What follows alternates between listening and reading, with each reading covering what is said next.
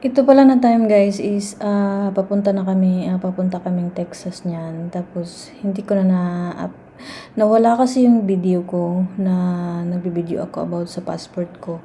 Nakita na pala yung passport ko 1 week after nung galing kaming Florida.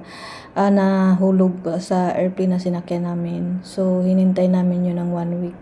Kasi nakita doon na sa kabilang airport nakita. So pinapasa-pasa pa doon sa kabilang tapos binalik doon sa shuttle kasi nasa shuttle na kami ng time na 'yan. So nakita na yung passport ko. Grabe talaga ang stress ko doon pero luckily nakita na siya at nabalik sa akin. Kaya ngayon na time na 'yan papunta kaming Texas sa anak ng asawa ko. So, lesson learned, kailangan kahit masama ang pakiramdam, kailangan pa rin talagang intact yung utak mo. So guys, yan.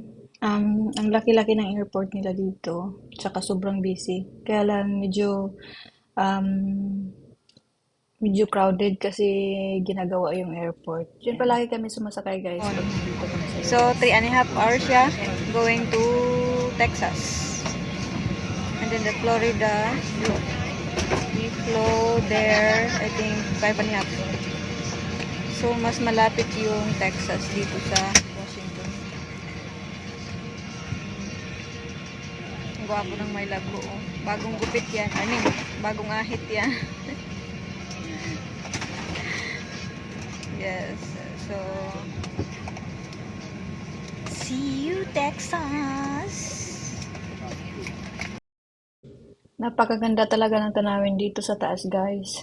Kaya pag nagbibiyahe kami, hindi talaga ako natutulog or nakakaidlip ako pero hindi ako natutulog talaga kasi nga ang ganda ng tanawin nila guys sa taas. So ito yung literal na Sea of Cloud na hindi mo na kailangan pumunta dun sa bundok para makikita ng Sea of Cloud. So pag sakay ka ng airplane yan, makikita mo yan. Given na yung Sea of Cloud. Sobrang ganda, di ba? Kaya hindi na kailangan magpahinga. Kailangan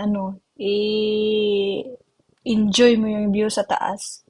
Ang ganda tingnan sa taas, guys. Nakaka-amaze.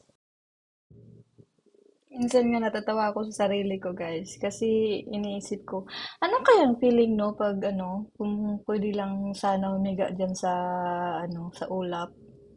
Ang ganda siguro dyan humiga. Tingnan nyo naman guys, ang ganda-ganda. Nag-layer-layer pa yung niya, yung cloud niya guys. Diba? Third layer guys yan.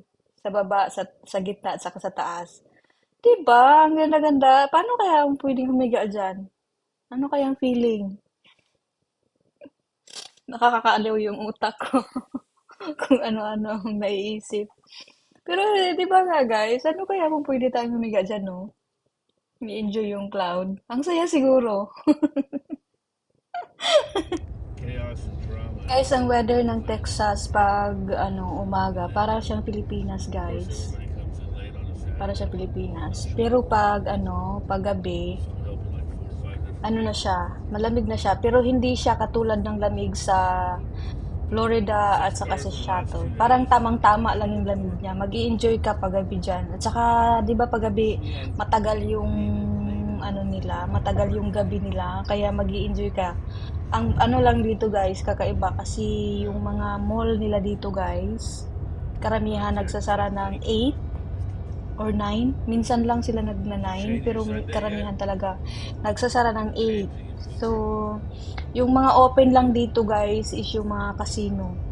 Yun. Tapos yung mga bar sa ibang lugar pero hindi talaga hindi masyado known yung mga bar dito guys. Or hindi lang talaga kami nakakapunta kasi never naman kami nakapunta ng mga bar. Kasi kaya hindi ko alam kung kasi hindi ako nakakita ng mga bar dito guys. Yung mga inuman, yung mga hanggang umaga, hindi ako nakakita. So yung karamihan nakita ko dito guys, yung mga casino. Yan guys. Marami yung mga casino dito guys. Thank you so much guys for watching. I love you all. God bless.